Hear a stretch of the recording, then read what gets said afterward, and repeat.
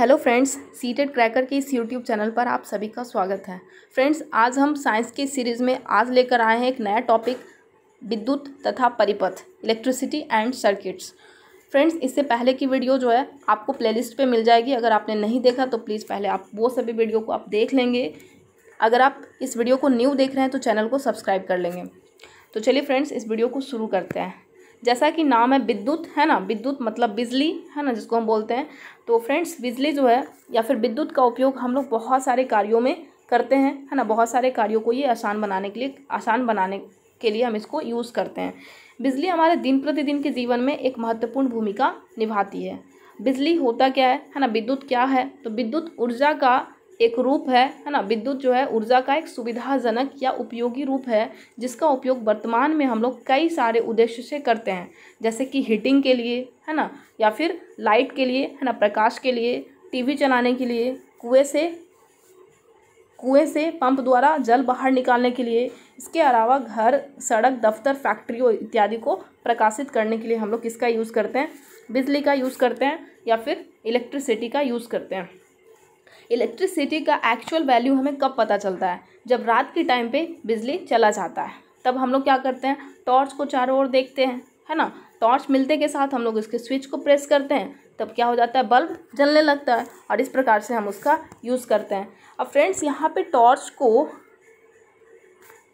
विद्युत कहाँ से मिला, है ना। टॉर्च को जो है विद्युत कहाँ से मिलता है? तो टॉर्च को विद्युत कहाँ से मिलती है? विद्युत सेल से मिलती है ना। टॉर्च को विद्युत कहाँ से मिलती है? विद्युत सेल से मिलती है। अब यहाँ पे जो है टॉर्च के अंदर विद्युत सेल जो है एक स्रोत की तरह, एक सोर्स की तरह वर्क करता है। अब हम इलेक्ट्रिक सेल के बारे में पढ़ लेते हैं। इलेक्ट्रिक सेल क्या होता है? इलेक्ट्रिक सेल का यूज़ कर करके हम लोग घड़ी, है ना, जो भी है, दीवार घड़ी, कलाई पर वाला घड़ी, या फिर रेडियो, कैमरा, है ना, इसके अलावा अन्य युक्तियों में भी हम लोग इसका यूज करते हैं। अब आपने विद्युत सेल को ध्यानपूर्वक आप देखे होंगे, है ना, तो आपको पता चलता होगा कि यहाँ पे जो है सबसे नीचे का जो देख रहे होंगे आप, है ना, आउटर जो कंटेनर है ना, वो जिंक का बना हुआ होता है ना। जिंक का आपका बना हुआ होता है, जो नेगेटिव टर्मिनल की तरह बिहेव करता है। बीच में यहाँ पे अगर आप इसको ओपन करेंगे, है ना, तो यहाँ पे आप पाएंगे कि यहाँ पे कार्बन का रड होता है। ठीक है, कार्बन का रड होता है, कार्बन रड। ठीक है, कार्बन रड के ऊपर मेटालिक कैप होता है। ठीक है, आप ये देख रहे हैं धातु का एक कैप है, जो कि नेगेटिव टर्मिनल की तरह काम करता है। अब यहाँ पे बीच में जो है कुछ बीच के जो स्पेस है, यहाँ पे कुछ ना कुछ रासायनिक यहाँ पे सब्सटेंसेस होता है, जिससे ये फील किया हुआ होता है। अब इसमें कभी कभी आपसे एग्जाम में पूछा जाता है कि इलेक्ट्रिक सेल में जो है ना, कौन कौन से रासायनिक पदार्थ का यूज़ किया जाता है। तो आप ये नोट कर लेंगे कौन कौन से पदार्थ है। पहला आपका है मैग्नीज डाइऑक्साइड, दूसरा आपका यहाँ पे चारकोल होता है ना, चारकोल, और तीसरा यहाँ पे अमोनियम क्लोराइड, NH4Cl, है ना, NH4Cl।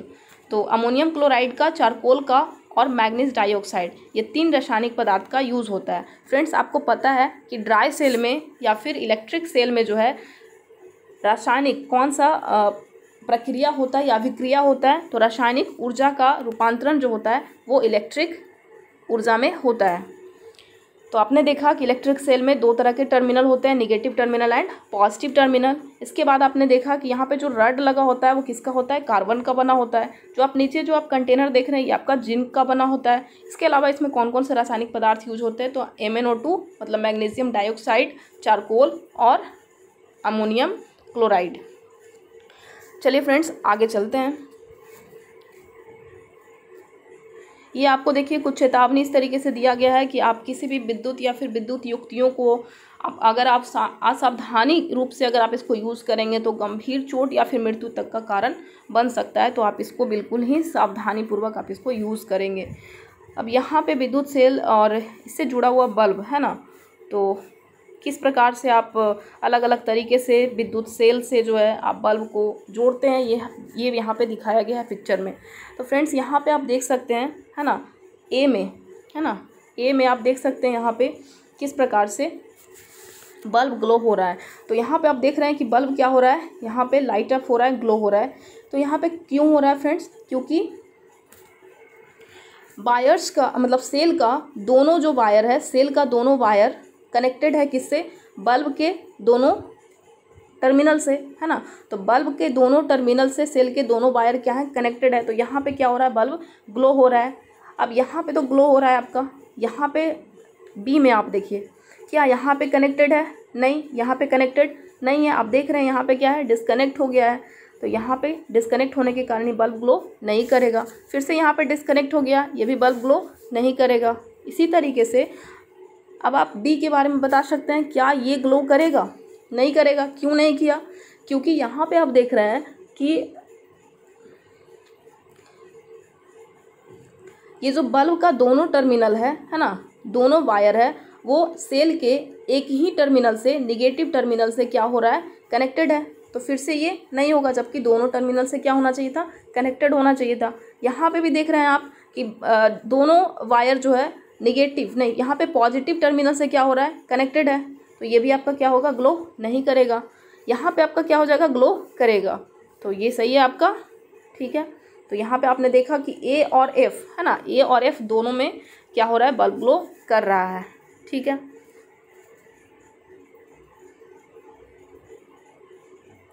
फ्रेंड्स, बल्ब जो है तभी ग्लो करेगा जब परिपथ से क्या होगा, विद्युत धारा की प्रवाह होगा। अब यहाँ पे पढ़ते हैं हम लोग परिपथ क्या होता है, ठीक है। हमने ये नहीं पढ़ा है, विद्युत परिपथ के बारे में हम लोग जानते हैं, इलेक्ट्रिक सर्किट किसको बोलते हैं। अब फ्रेंड्स, सर्किट का मतलब क्या होता है, जिस पाथ से इलेक्ट्रिक करंट फ्लो होता है ना, जिस पाथ से, वो पाथ या जो रास्ते से इलेक्ट्रिक करंट क्या होता है, इलेक्ट्रिक करंट फ्लो होता है, मतलब कि विद्युत धारा जो है वो बहती है, जिस भी रास्ते से, जिस भी पाथ से, उसको हम लोग बोलते हैं इलेक्ट्रिक सर्किट, मतलब विद्युत परिपथ। अब यहाँ पे विद्युत परिपथ में जो विद्युत धारा की दिशा होती है वो किस तरीके से होती है, ये आपको कभी कभी एग्जाम में पूछा जाता है। तो विद्युत धारा की जो दिशा होती है, विद्युत सेल के पॉजिटिव से निगेटिव टर्मिनल की ओर होता है। जब बल्ब के टर्मिनल को तार के द्वारा विद्युत सेल के टर्मिनल से जोड़ा जाता है तो बल्ब के तंतु से होकर विद्युत धारा प्रवाहित होती है, और इस तरह से बल्ब जो है क्या हो जाती है, जलती है, मतलब दीप्तिमान हो जाती है, ठीक है। जब बल्ब के टर्मिनलों को तार के द्वारा विद्युत सेल के टर्मिनल से क्या किया जाता है, जोड़ा जाता है ना। तो इस प्रकार से विद्युत धारा प्रवाहित होता है। जब सर्किट आपका क्या होता है, अब यहाँ पे सर्किट दो प्रकार के होते हैं फ्रेंड्स, एक आपका होता है ओपन सर्किट, दूसरा होता है क्लोज सर्किट, है ना। एक आपका बंद परिपथ होता है, दूसरा आपका खुला परिपथ होता है। अब खुला परिपथ वो होता है जिसमें क्या होता है, वायर अच्छे से कनेक्टेड नहीं होता है, मतलब कहीं कहीं पे जो है वो वायर जो है ठीक से, मतलब फ्री होता है ना, लेफ्ट होता है, ठीक से जुड़ा हुआ नहीं होता है। तो वैसे टर्मिनल, वैसे सर्किट्स को हम लोग क्या बोलते हैं, ओपन सर्किट बोलते हैं। ये क्या होता है, आपका ऑफ होता है। क्लोज सर्किट जो है वो आपका ऑन होता है, मतलब यहाँ पे जो है ठीक ढंग से आपका कनेक्टेड होता है ना, टर्मिनल आपका ठीक से कनेक्टेड होता है। तो ये था आपका। अब कभी कभी ऐसा होता है कि विद्युत बल्ब जो है विद्युत सेल से जुड़े होने पर भी दीप्त नहीं होता। ऐसा बल्ब के ऐसा क्यों होता है, तो ऐसा फ्यूज़ के कारण होता है ना। आप हो सकता है कि बल्ब जो है क्या हो सकता है, फ्यूज़ हो सकता है। आप देखे होंगे कई बार, है ना, कि ठीक ढंग से विद्युत बल्ब और विद्युत सेल से जो है जुड़ा हुआ है, कनेक्टेड है, फिर भी बल्ब नहीं ग्लो हो रहा है। इसका मतलब क्या है, बल्ब क्या है आपका, फ्यूज़ है। अब फ्यूज़ बल्ब कैसे जल सकता है, वो तो नहीं जलेगा, है ना। विद्युत बल्ब जब फ्यूज़ होता है तो क्या होता है, विद्युत सेल के टर्मिनल के बीच में विद्युत धारा का परिपथ क्या हो जाता है, टूट जाता है। इसलिए फ्यूज़ बल्ब के तंतु से विद्युत धारा प्रवाहित ना होने के कारण ये दीप्तिमान नहीं होता है, ठीक है। तो आपको ये सब पॉइंट्स ध्यान में रखना है। काफ़ी छोटा छोटा पॉइंट्स है, बट आपको फिर भी ये सब ध्यान में रखना है।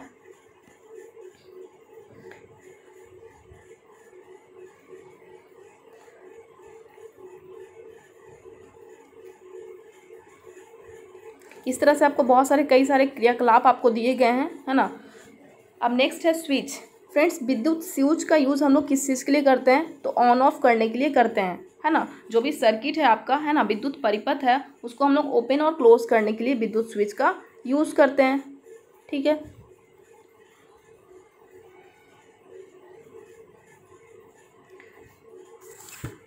इसके आगे हम देखते हैं विद्युत चालक तथा विद्युत रोधक, जिसको हम बोलते हैं कंडक्टर या फिर इंसुलेटर, ठीक है।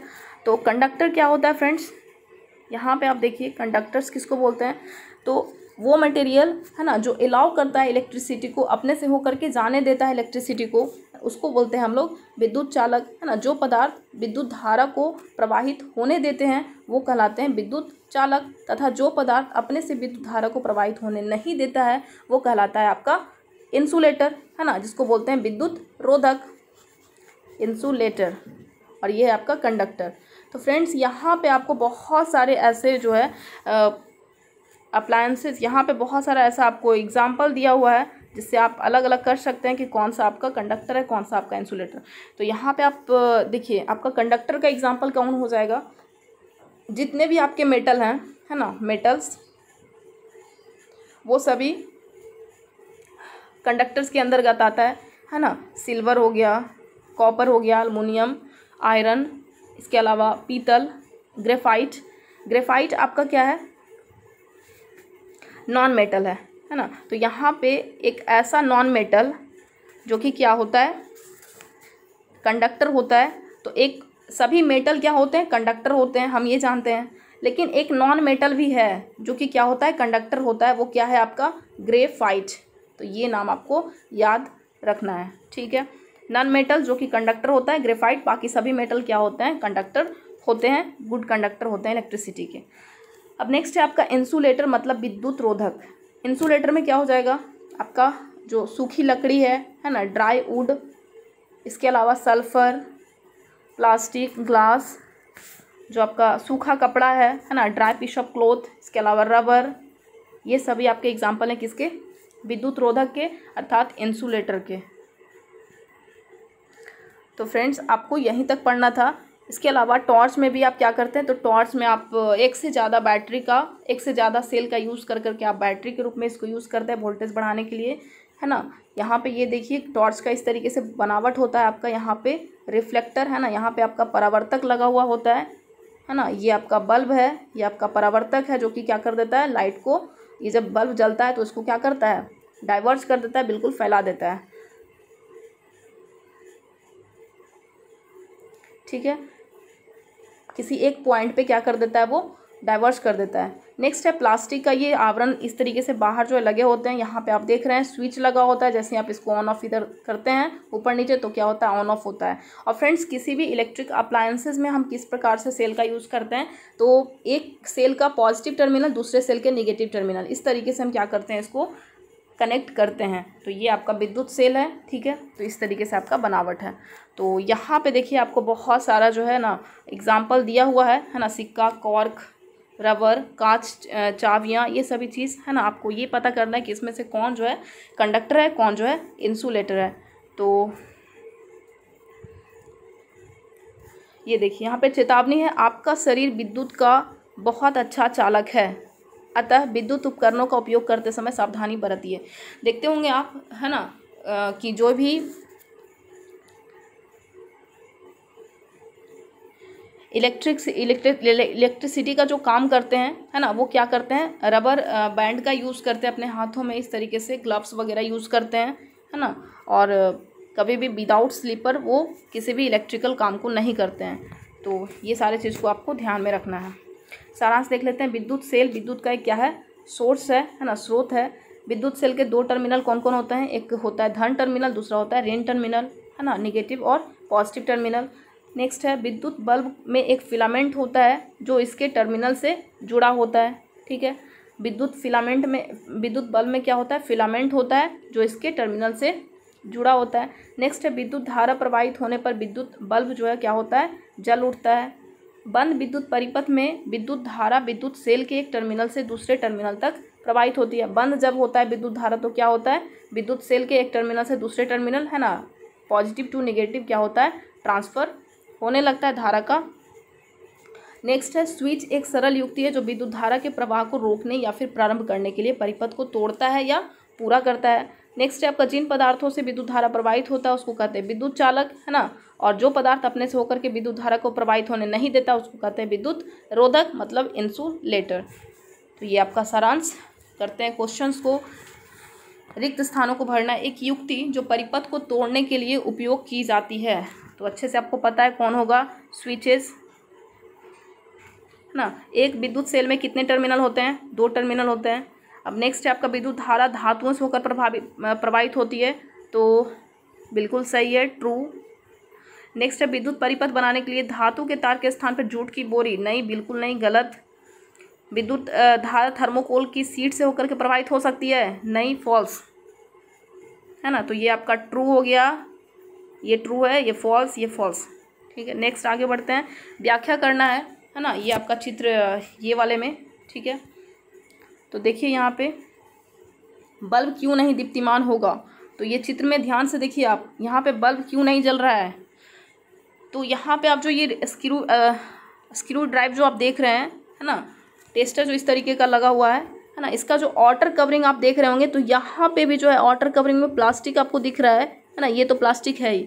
तो यहाँ पे दोनों साइड क्या है, पूरी तरह से ये कवर है किस चीज़ से, प्लास्टिक से। और प्लास्टिक क्या होता है आपका, इंसुलेटर होता है। इंसुलेटर वो जिससे होकर के धारा प्रवाहित नहीं होता है ना।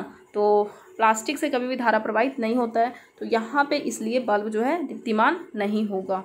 नेक्स्ट जो है वो क्वेश्चन नंबर 4 में है, ये पिक्चर में आप देख लीजिए, है ना। बल्ब को दीप्तिमान करने के लिए तारों के स्वतंत्र सिरों को किस प्रकार से जोड़ना चाहिए, तो यहाँ पे किस प्रकार से जोड़ना चाहिए, तो एक एंड यहाँ पे आप देख रहे होंगे, ये सेफ्टी पिन से इस तरीके से किया हुआ है। तो एक एंड को क्या करेंगे, सेल से जोड़ लेंगे, और एक एंड को क्या करेंगे, बल्ब के साथ ऐड कर देंगे, कनेक्ट कर देंगे। तो इस तरीके से आपका क्या हो जाएगा, ग्लो होने लगेगा बल्ब। नेक्स्ट है विद्युत स्विच का उपयोग करने का क्या प्रयोजन है, कुछ विद्युत साधित्रों के नाम बताइए जिनमें स्विच उनके अंदर ही निर्मित होता है। तो विद्युत स्विच को उपयोग करने का क्या प्रयोजन होता है, तो फ्रेंड्स विद्युत स्विच हम लोग क्यों लगाते हैं, तो परिपथ में जो है या फिर सर्किट्स को ओपन और क्लोज करने के लिए सबसे पहले हम लोग विद्युत स्विच को उपयोग में लाते हैं।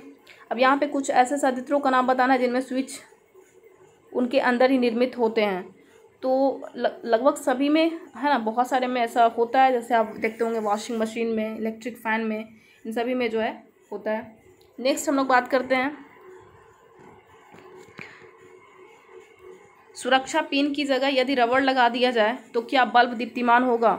यहाँ पे देखिए 12 पॉइंट, यहाँ पे ये पिन है, पिन के जगह पे अगर हम यूज़ कर दें क्या, रबड़, तो क्या बल्ब दीप्तिमान होगा, नहीं, बिल्कुल नहीं होगा, क्योंकि रबर जो है आपका क्या है, इंसुलेटर है, और इंसुलेटर से कभी भी इलेक्ट्रिक करंट का फ्लो नहीं होता है। तो ये हो गया आपका 7 नंबर। दिए गए परिपथ में बल्ब दीप्तिमान होगा, क्या यहाँ पे बल्ब दीप्तिमान होगा, तो हाँ होगा, बिल्कुल होगा, बिल्कुल सही से जोड़ा हुआ है, सही से कनेक्टेड है आपका। किसी वस्तु के साथ चालक परिक्षेत्र का उपयोग करके यह देखा गया कि बल्ब दीप्तिमान होता है, ठीक है। क्या इस वस्तु का पदार्थ विद्युत चालक है या विद्युत रोधक, व्याख्या कीजिए। अब देखिए यहाँ पे किसी चालक परिक्षेत्र का यूज़ किया गया, मतलब वो भी क्या है, जो भी है वो कंडक्टर है, ठीक है। कोई भी वस्तु के साथ क्या किया गया है, कंडक्टर का उपयोग करके देखा गया है कि बल्ब दीप्तिमान होगा।